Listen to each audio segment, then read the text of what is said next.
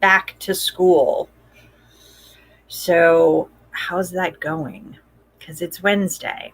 I know here in our neighborhood, it's sort of a gradual go back so that each class goes back for their orientation. So some people are already back in it and taking assignments and doing their homework, and other people are just starting to get into it. So I hope everybody's doing really well with that. You know, today is Wednesday. You know what that means? It means that it is Special Guest Wednesday. And here's a hint who my special guest is. So if you've been watching me a lot, you know what this mug means. This mug means that I miss my best friend. My best friend is here today, Miss Sabra Michelle. Hello. And she is going to read Storytime for us. And Miss Sabra is all the way in Wisconsin. She is just outside of Madison, Wisconsin. And she got up early just for us. Because it's earlier here than it is on the East Coast or in Pittsburgh. Yeah, it's an hour different, right? Correct. So it's 9 o'clock there. It sure is. At 9 o'clock, I was just getting out of the shower. Uh-huh. So those of you who have been following us regularly should recognize Miss Sabra from our last two virtual shows. She was in Rapunzel as Monster Head 1. And she was just in The Road to Forever. And you got to play two parts in that, didn't you? I did. I was the Joker. And I was the mole. So if you all missed that show, you missed a lot of fun. But maybe someday when we're all back together, we'll be able to put it on stage, and that would be a lot of fun too. Yeah. But you are going to read for us today. What are you reading? So this is a book that has been in my possession for as long as I can remember. I am pretty certain this was a book that belonged to my mother, and I stole it from her house, and I brought it. I brought it. Her house is in Virginia, and I brought it with me to my house here in Wisconsin, and it is called The Contented Little Pussycat, and it is by Frances Ruth Keller. So, how old is that book? I think this book is. Well, let's open it up and see what the book says. The book says the copyright is MCM XLIX. Is that 1949? Yes. Yeah, I think so.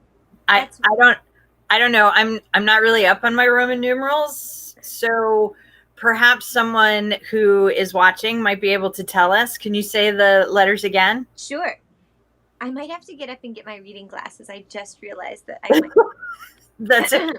Luckily, the rest of the writing is much bigger. MCM XLIX. Okay, MCM XLIX. So if anybody out there knows their Roman numerals, you can leave us a comment and let us know when this book was published. And do you want to go get your reading glasses or no? No, I think I'll be okay for the rest of the book because it is pretty big font.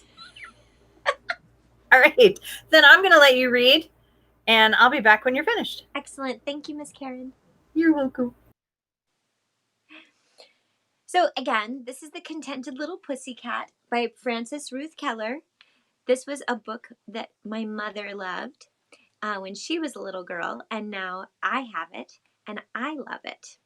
And I think it's a good book for us to read together today because it might have some good lessons and help us have a great day. So, let's see. First of all, a book this old has a certain smell to it. It just smells a little bit older, and it feels different. They made the covers differently.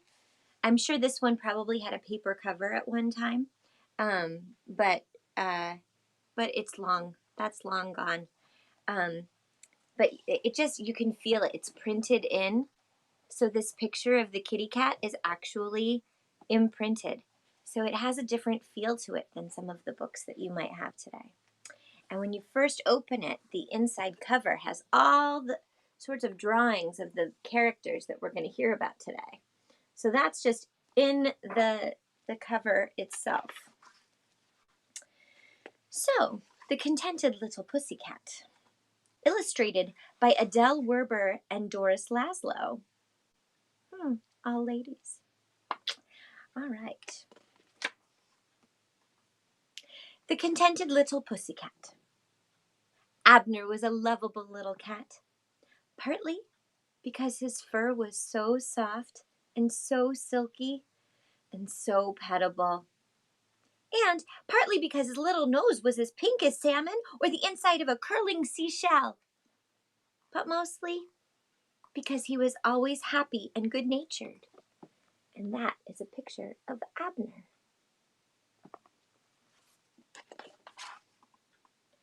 Abner was never cross or sulky. All day long he played in the sun, darting across the lawn, dashing up the clothesline pole, or chasing his tail round and round, until at last he would curl up into a furry ball and take a cat nap. So here's a picture of him playing in the sun and dashing up the pole and chasing his tail round and round and curling up into a tiny ball to take a cat nap. Mrs. Brown Sparrow often watched Abner from the leafy branches of the apple tree. Mr. Black Crow, teetering on a telephone pole, liked to look at the happy little cat too. And Mr. White Bunny peeked through the fence between the leaves of the mulberry bush, his whiskers twitching in excitement as Abner chased after his very own tail and rolled over and over when he caught it. So there's Mrs. Brown Sparrow, Mr. Black Crow, and Mr. White Bunny.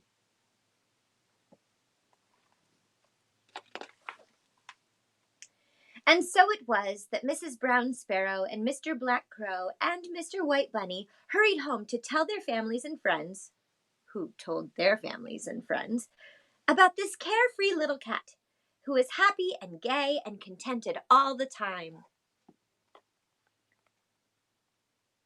Again, and there's Mr. White Bunny and all of his little baby bunnies.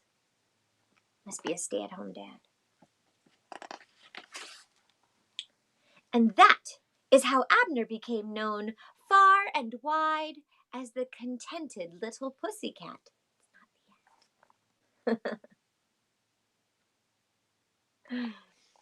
One day, quite a group of furry and feathery creatures was gathered around Mr. Great Owl's oak tree house, talking about this and that as little creatures do. So there they are, all gathered around the tree.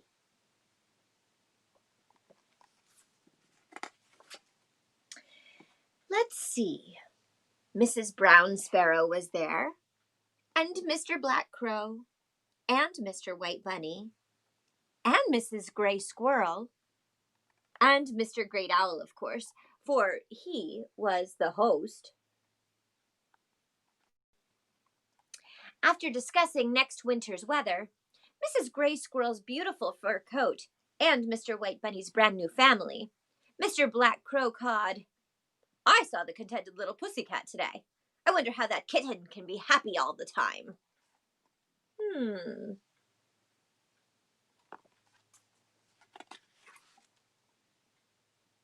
"I'm sure I don't know," twittered Mrs. Gray Squirrel, "but I would like to be as happy as that, without a care or a worry." "So would I," said Mr. White Bunny, twitching his whiskers at a great rate. "Who wouldn't?" chirped Mrs. Brown Sparrow, fluttering to a lower branch.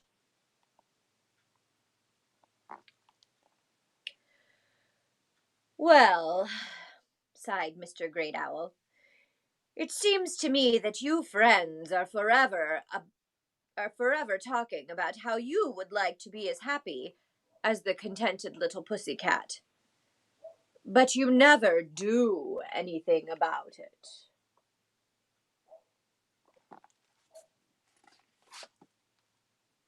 Why, what could we do? Cawed Mr. Black Crow. We've got to take our lives as we find them, my friend. Perhaps, said Mr. Great Owl, thinking. But have you ever asked the contented little pussycat what makes him so contented? What? No, I've never spoken a word to the little fellow, Mr. White Bunny said in a surprised voice, and his whiskers stopped twitching. I just think that's funny. It's just a little picture of his nose. The others looked at each other with questions in their eyes. No, not a one had ever asked the contented little pussycat how he got that way. Question marks. After a minute, Mr. Black Crow cawed, Well, what's keeping us? Let's go and ask the contented little pussycat what makes him contented. By all means, chirped Mrs. Brown Sparrow. Right this minute. Be sure and let me know how it comes out, sighed Mr. Great Owl sleepily, and he shut his big eyes with a snap and was sound asleep.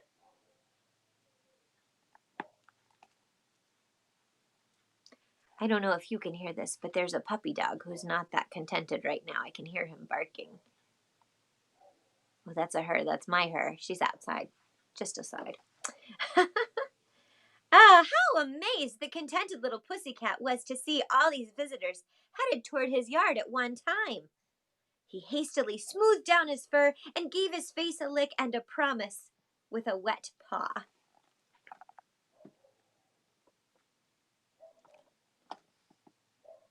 Gave his face a lick and a promise. I wonder if that's an old saying. Lick and a promise. After all the how do you do's and how are you's and please be seated's had been chirped and twittered and cawed and meow, my, what a noise.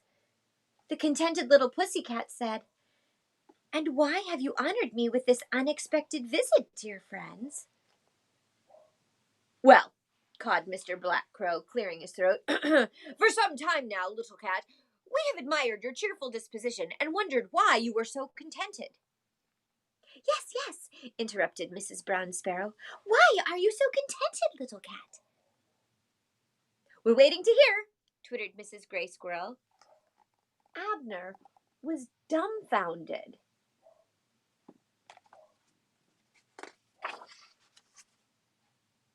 Here is Abner, dumbfounded. Huh.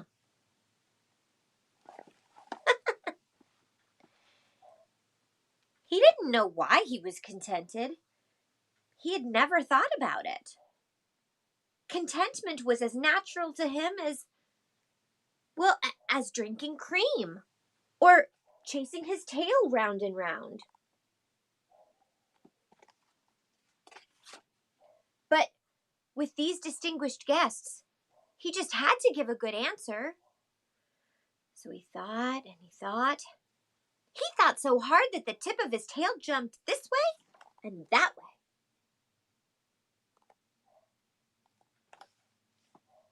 Well, let's see, meowed Abner. I always try to be neat and clean. No one can be happy unless he looks his very best. We know that, said Mrs. Gray Squirrel. Yes, indeed, cawed Mr. Black Crow.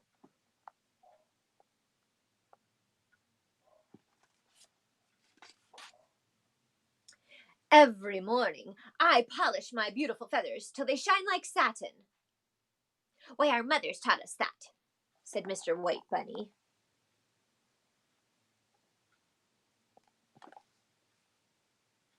But we're not contented all the time, added Mrs. Brown Sparrow.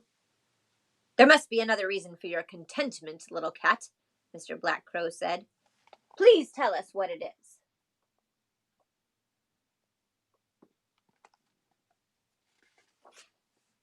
Well, this time Abner thought and thought. He thought so hard that his tail jumped this way and that way. And his ears stood straight up.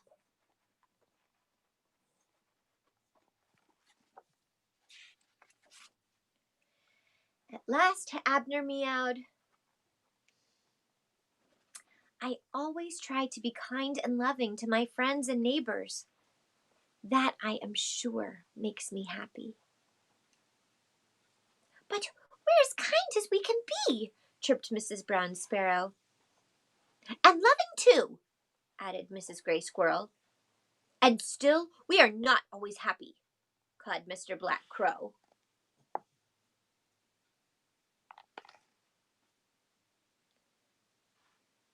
Tell us the really and truly reason, little cat, Mr. White Bunny pleaded. We're so anxious to know.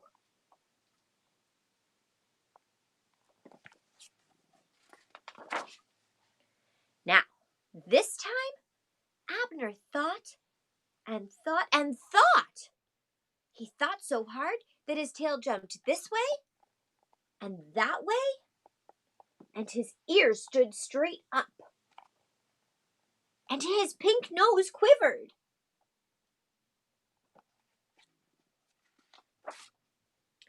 After a full minute and a half, the little cat meowed. I really think I'm always happy because I never feel sorry about what happened yesterday, nor do I worry about what might happen tomorrow.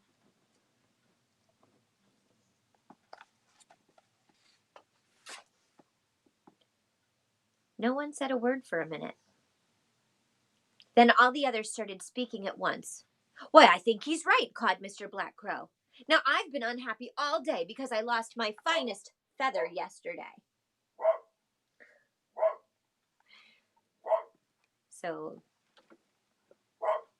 I'm going to try and stop us for 1 second. Zoe! Can you come be a contented little pussycat? But she's a dog. That's better. Come sit down and listen to the book. Thank you. Sorry, everyone. I've been unhappy all day because I lost my finest feather yesterday. And I haven't been happy today either, said Mr. White Bunny, because I'm afraid it may rain tomorrow and I'll get my fur all spotted. Sit down. Sit down, please. Thank you. Good girl. Now, it was Abner's turn to ask questions. He looked at Mr. Black Crow. Did being unhappy put that beautiful feather back into your tail? No, said Mr. Black Crow sadly, shaking his head from side to side. And Abner turned to Mr. White Bunny. And will worrying today keep the rain away tomorrow? No, sighed Mr. White Bunny. It never has. Abner smiled. You see? He meowed. But dear me, said Mrs. Brown Sparrow, there are so many, many things to trouble a body. How can we ever stop worrying about them? Yes, that's a question, Mrs. Gray Squirrel twittered. And they all looked at Abner again. Why, no good thing was ever learned without practicing, meowed the little cat with inspiration. He just remembered how long it had taken him to learn how to catch his own tail.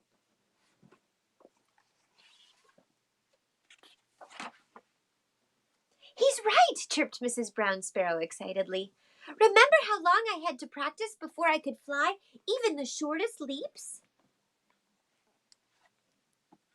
Well, Let's start now to practice being happy, so we won't lose any time, said Mr. White Bunny, his long whiskers twitching.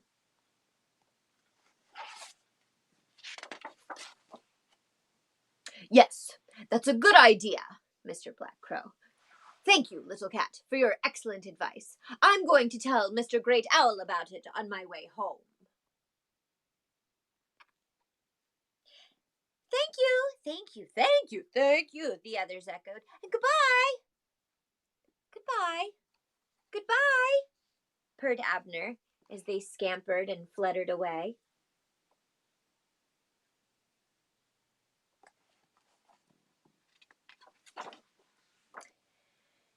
Abner gave a great big sigh.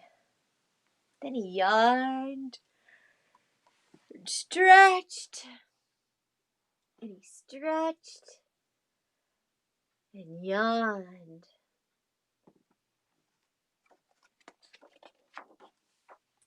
Then, last of all, he curled up into a yellow furry ball for a good long cat nap, feeling like the wisest little cat in the whole wide world. And perhaps he really was. The end.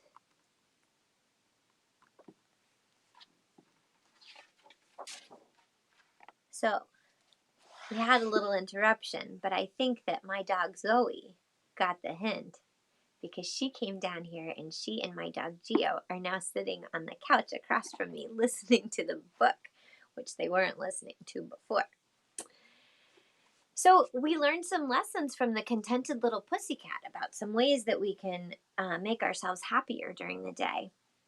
One thing we can do is make sure we wash our hands, brush our teeth. Why is it that if you brush your teeth, you suddenly feel better? Something about having a clean mouth, it's all minty, and maybe it's from actually, exercising a little bit with your arm. But brushing your teeth and making yourself clean. That's a very basic, easy way to make yourself feel better. And then checking in on other people and being nice to them. Making sure that they're doing okay. Sometimes that's a really good way to make yourself feel better. And the third thing that we learned is to live in the moment and to appreciate where we are right now.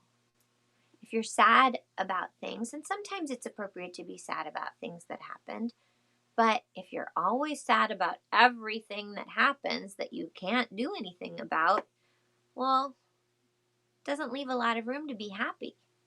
And if you worry about what might happen, well, then you really don't have time to be happy. But if you stay present in this moment, like I was when my dog started barking and I paid attention to her for in that one moment, so I checked in on her and she's doing better now and I feel better now. And we were in that moment together. I could have ignored her and finished the whole book, but then she'd still be unhappy and I would feel bad that you didn't get the whole story, maybe that she had been a distraction. But instead, I just paid attention to that, fixed it, we moved on, and here we are in this moment. And everything is fine. No worries. I love that. Yeah. And Live theater. I love Zoe too. The joys of live theater. Well, when Miss Jeannie was reading on Monday, her dog started to bark as well, but I think Chris was home and managed to get Ochi back, but it was because she's reading along, then all of a sudden everything just started to stop. She went.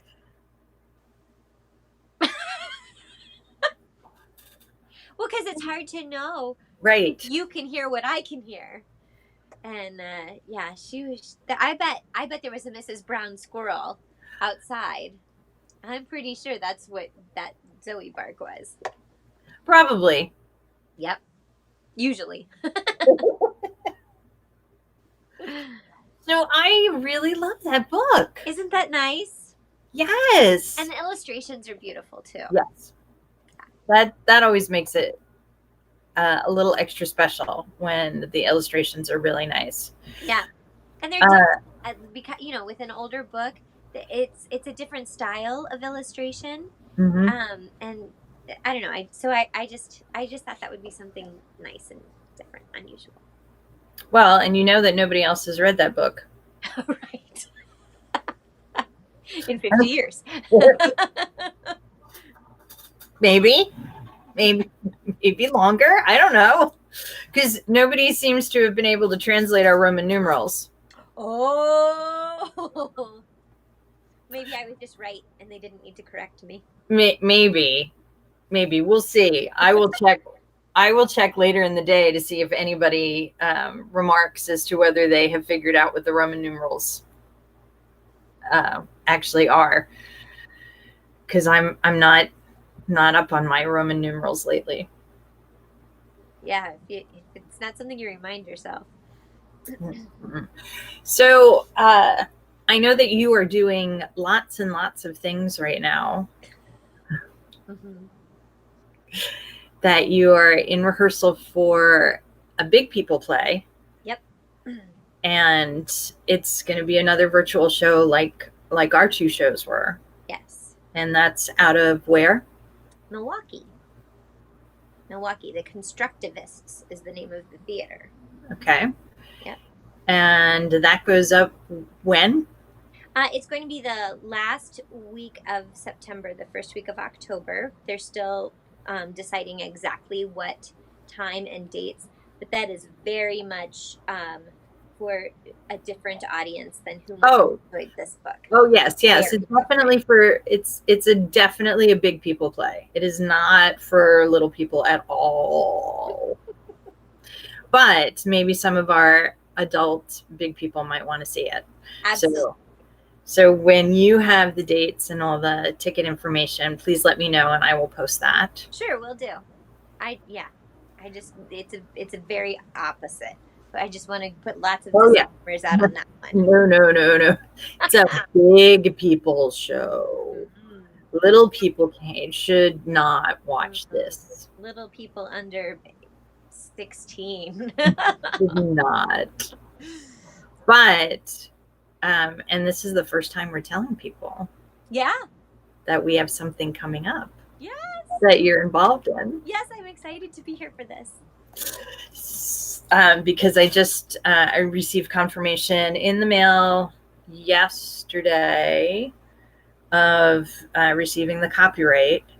So now we can tell people that our next show is called Miss Electricity, and it's by Catherine Wallet, and you're in it.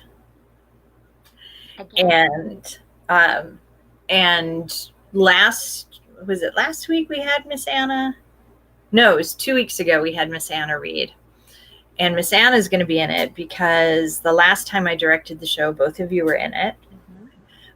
But we're going to be holding auditions for the other two characters. Yeah. And I'm still waiting for confirmation on the other show. I haven't heard back from so I can't say what that show is yet. How many years has it been since the last time we did that show? That was since we did Miss Electricity. 10 years? Almost. Yeah, almost. I think it's actually only 9. Okay. So, and our composer, Alex Acoin, is already working on some music, so I'm very excited about that.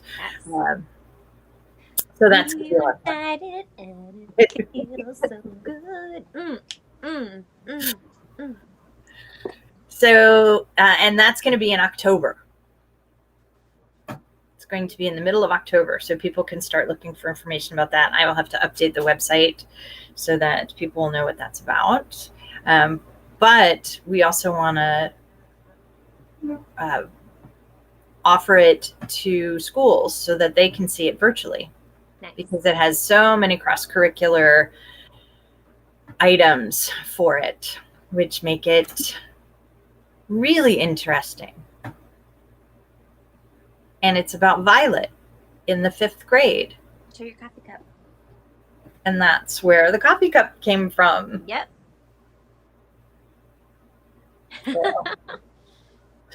So, and I already finished my coffee while you were telling the story, so. Mine's just cold and full. Well, so now everybody, you heard great news. You were the first ones to hear about the new show that we're getting ready to work on. So that's very exciting. And I'll be posting on Audition Notice. So we're looking for 2 more people for that play. And that information will be on our website and on our Facebook page. And I'm so glad that you read The Contented Little Pussycat today. Yay. And that I get to see you. I'm always happy to see you. So if you're enjoying all the programming that we are bringing every day, Monday through Saturday, we do story time every day at 10 o'clock. Tomorrow you have Miss Kristen. And on Friday, Miss Jeannie reads Chapter 7 of Winnie the Pooh. It has been so awesome. I forgot how awesome The Adventures of Winnie the Pooh is. It's just such a great book. So we get a different chapter every week. And then on Saturday, Miss Kristen and Miss Julie are doing the sing-along, but don't forget, because they're doing their sing-along all the way from Texas. Ooh. I know, right? Are they gonna sing Southern songs? They are going to sing state songs, I believe. Songs that Yellow Rose of Texas. Mm-hmm. I'm gonna sing. Yeah. And we're going to sing a whole bunch of songs. So I think they said something about singing Country Roads, and like it's going to be really awesome. I'm very excited about that because they might get Miss Julie's brother to play his guitar or his banjo. Neat. With them. So that's going to be a lot of fun. So don't miss the sing along on Saturday. And we'll be back with more story time next week. And we're going to start getting ready for Miss Electricity. So everybody have a really great day. And remember to please lead with kindness.